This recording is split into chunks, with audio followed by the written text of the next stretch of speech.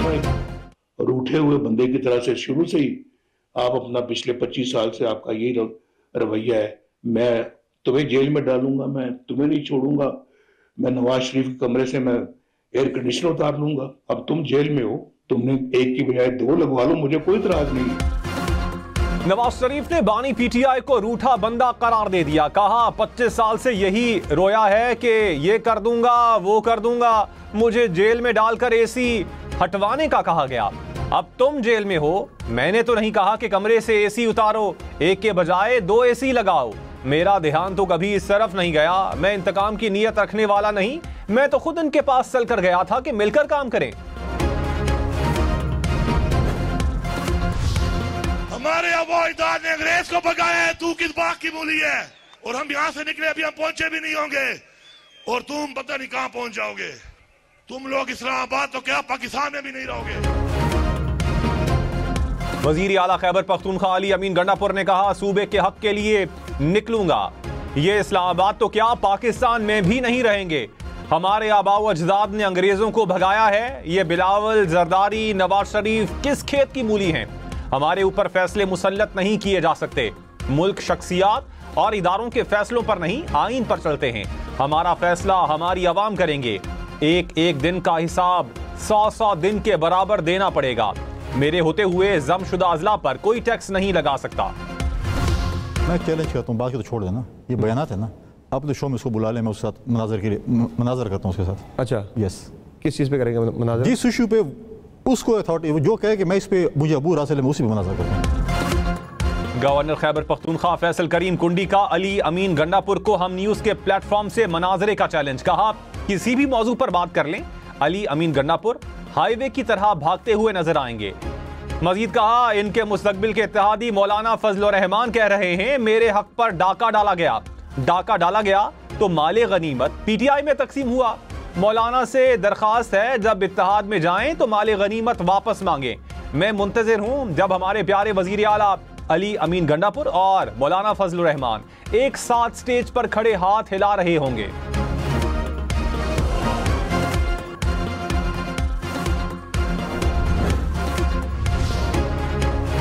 तहरीक इंसाफ और मौलाना फजल रहमान के दरमियान मुलाकात तय। मुलाकात आइंदा हफ्ते मौलाना फजल रहमान की रिहाइश गाह पर होगी।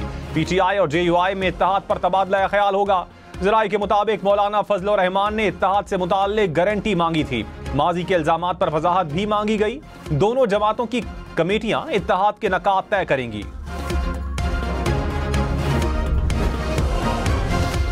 वजीर आजम शहबाज शरीफ का दौरा चीन। पाकिस्तान और चीनी सूबे शानशी में ज़राअत, तवानाई और कानकनी के शोबे में ताउन बढ़ाने पर इत्तेफाक।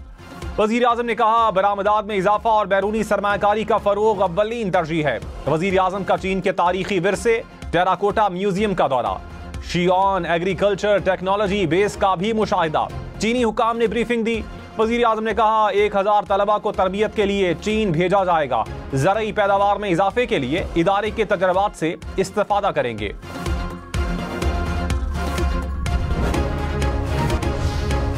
हद तक के इज्जत बिल कानून बन गया। कायम मकाम गवर्नर पंजाब मलिक अहमद खान ने बिल पर दस्तखत कर दिए। बिल पंजाब असेंबली को भिजवा दिया। हद तक के इज्जत बिल गजट नोटिफिकेशन के बाद नाफिजुल अमल होगा। पंजाब हुकूमत का हद तक के इज्जत कानून लाहौर हाई कोर्ट में चैलेंज। दरखास्त गुजार की अदालत से हद तक के इज्जत का कानून कलअदम करार देने की इस्तदा। कहा, हद तक के इज्जत कानून आइन और कानून के मनाफी है। कराची में 4 रोज में सिक्योरिटी गार्ड्स ने 2 अफराद की जान ले ली। नॉर्थ कराची में गार्ड ने तल्ख कलामी पर खाकुरोब को गोली मार दी। सिक्योरिटी गार्ड फरार। पुलिस ने कंपनी के सुपरवाइजर को हिरासत में ले लिया। मकतूल के वालिद की मुद्दत में मुकदमा दर्ज। चंद रोज कबल भी नॉर्थ कराची की मोबाइल मार्केट में गार्ड ने फायरिंग करके नौजवान की जान ले ली थी।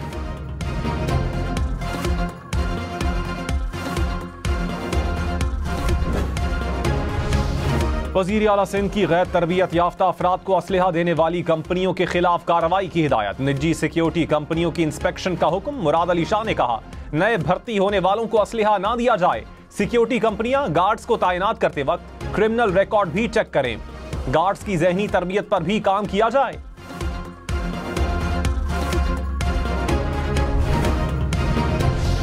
कराची में डकैती के दौरान गोल्ड मेडलिस्ट नौजवान का कत्ल, पुलिस का तहकीकात में पेशरफ्त का दावा। जराए के मुताबिक CIA ने कुछदार से 3 मुल्जिमान को हिरासत में ले लिया।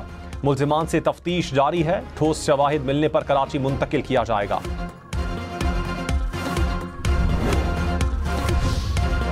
गवर्नर सिंध कामरान टिसोरी ने कहा, कराची में पढ़े लिखे नौजवानों को टारगेट किया जा रहा है। आदि मुजरिमान दंदनाते फिर रहे हैं। अदालतों को भी स्ट्रीट क्राइम पर एक्शन लेना होगा। अदालत पुलिस अफसरान को तलब करके हिदायत दे। अदालत और बार से दरखास्त है, आदि मुजरिमों के केसेस का बायकॉट करें। आदि मुजरिमों को करार वाकई सजा दी जाए। गवर्नर सिंध की कराची में स्ट्रीट क्राइम में जाँ बहक इंजीनियर के अहले खाना से ताज़ियत।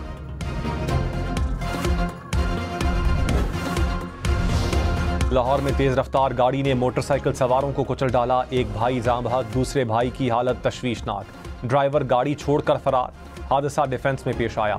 CCTV फुटेज सामने आ गई। भाई की मुद्दत में मुकदमा दर्ज।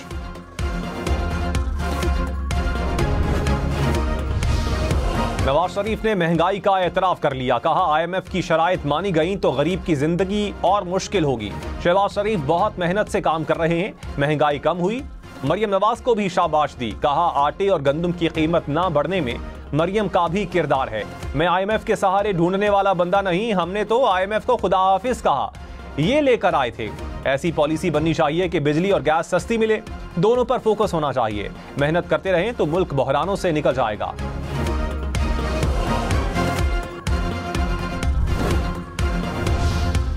पीपल्स पार्टी का वजीर आजम से कराची समेत सिंध भर में लोड शेडिंग पर नोटिस का मुतालबा। शाजिया मरी ने कहा, मेरे गांव में बिजली से कोई चीज चल नहीं सकती, जल सकती है। लोड शेडिंग ने हमें कहीं का नहीं छोड़ा। वजीर तवानाई के खूबसूरत बयान से हमारी बिजली नहीं आएगी। मिनिस्टर साहब के लोड शेडिंग 10 घंटे के बयान में कोई सच्चाई नहीं। मिनिस्टर साहब खुद आकर देखें, सिंध के इलाके में थोड़ा वक्त गुजारें। तनकीद बराए तनकीद पर ना मेरी जमात और ना ही मैं यकीन रखती हूं।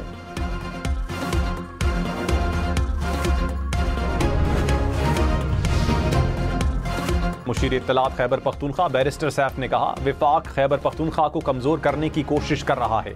सूबे को माशी तौर पर मुस्तहकम करने की जरूरत है। बिजली और तेल की पैदावार में भी सूबे को हक नहीं दिया जा रहा। विफाक खैबर पख्तूनख्वा के वसाइल पर सांप बनकर बैठा है। जरताज गुल सुन्नी इत्तेहाद काउंसिल की कौमी असम्बली में पार्लिमानी लीडर नामजद। साबिक चेयरमैन PTI ने जरताज गुल की नामजदगी की मंजूरी दे दी। जैन कुरैशी और अहमद चट्ठा कौमी असम्बली में बतौर डेप्यूटी पार्लिमानी लीडर नामजद।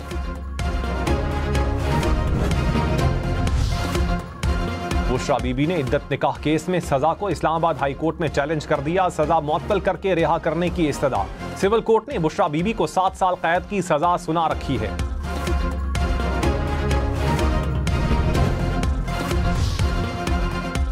पीपल्स पार्टी ने हद तक के इज्जत बिल की मंजूरी को उजलत करार दे दिया।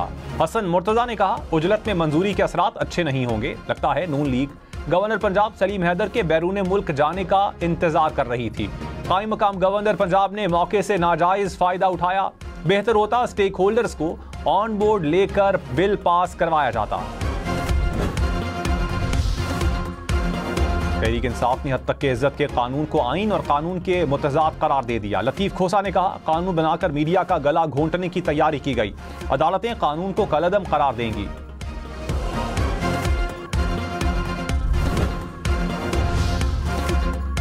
सहाफती तंजीमों ने हद तक के इज्जत कानून को इंसान दुश्मन करार दे दिया। ज्वाइंट एक्शन कमेटी का हुकूमती तकरीबात, कौमी और सूबाई असम्बली के इजलासों और बजट की कवरेज के बायकॉट का ऐलान। कहा, मुतनाज़ कानून के खिलाफ अक़वाम मुत्तहिदा समेत आलमी इंसानी हुकूक की तंजीमों से भी राबता किया जाएगा।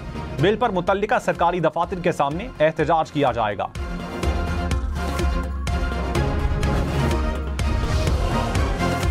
रहीम यार खान में पुलिस का डाकुओं से मुकाबला। 2 कांस्टेबल शहीद, 1 जख्मी। शोहदा की नमाज जनाजा अदा कर दी गई। IG पंजाब ने रिपोर्ट तलब कर ली। वजीर आला पंजाब मरियम नवाज ने कहा, शहादत का रुतबा पाने वाले अहलकार पंजाब पुलिस का फख्र हैं। IG पंजाब को डाकुओं की फौरी गिरफ्तारी का हुक्म।